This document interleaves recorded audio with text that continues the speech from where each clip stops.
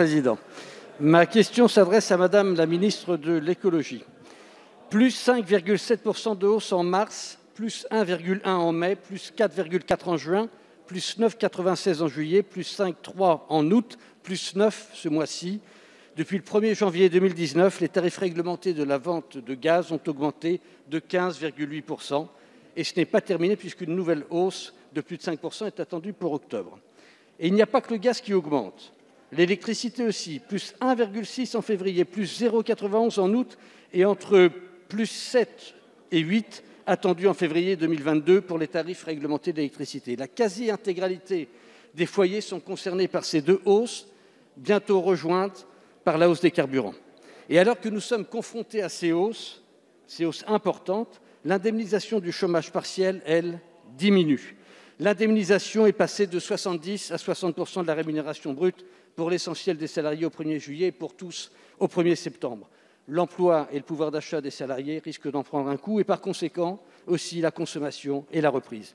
Les aides au logement aussi ont baissé au 1er janvier du fait d'une réforme du mode de calcul. À cela, ajoutons aussi une hausse des tarifs réglementés de dépannage et j'en oublie sans doute de nombreux autres frais qui, accumulés, pèsent. Alors, Madame la Ministre, il me semble que la question de l'augmentation des divers tarifs et de l'érosion du pouvoir d'achat est à surveiller comme le lait sur le feu. Et de l'érosion, donc, il convient de tenir compte car le lait commence à bouillir. Il faut d'urgence des mesures pour limiter l'impact de ces hausses sur celles et ceux qui y sont le plus sensibles. Que comptez-vous faire afin d'éviter que la casserole ne déborde ou, pire, n'explose à nouveau? Où en sont les discussions avec Bercy rapportées dans la presse afin d'aider les ménages les plus précaires à faire face à ces traites, en particulier celles qui résultent des augmentations des tarifs dans l'énergie? Je vous remercie. Merci, chers collègues. La parole est à Madame Barbara Pompili, ministre chargée de la transition écologique.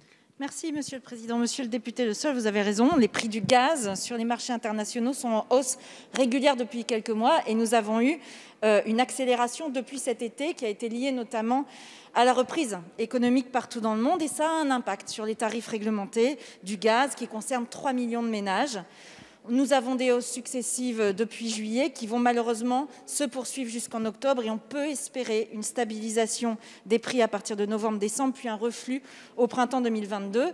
Malheureusement, ça concerne aussi l'électricité, vous avez raison, avec une forte hausse des tarifs sur le marché de gros qui pourrait avoir un impact sur les tarifs réglementés de vente aux alentours de février prochain.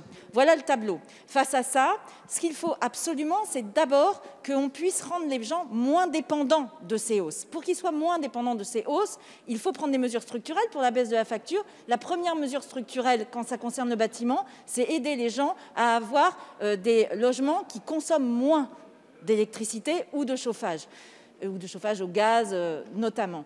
C'est ce qu'on fait avec MaPrimeRénov', c'est ce qu'on accélérera grâce à la loi sur climat résilience qui va permettre d'accompagner nos ménages pour pouvoir les aider à rénover leur logement, pour pouvoir leur financer leur rénovation de logement, pour qu'ils puissent à la fin avoir une facture qui baisse. Mais il faut aussi agir vite, puisque la facture, c'est maintenant qu'elle augmente. Et donc, c'est pourquoi nous avons montré l'utilité et la nécessité du chèque énergie qui démontre de plus en plus qu'il faut qu'il soit utilisé.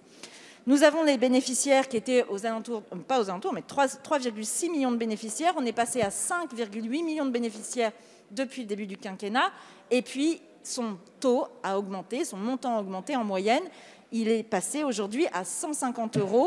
Il a augmenté de 50 €. Nous allons continuer à surveiller cela de près, puisqu'il est hors de question que les ménages subissent les conséquences de ces hausses qui sont liées, je rappelle, à la hausse des énergies fossiles, ce qui nous incite aussi à devoir baisser notre dépendance aux énergies fossiles.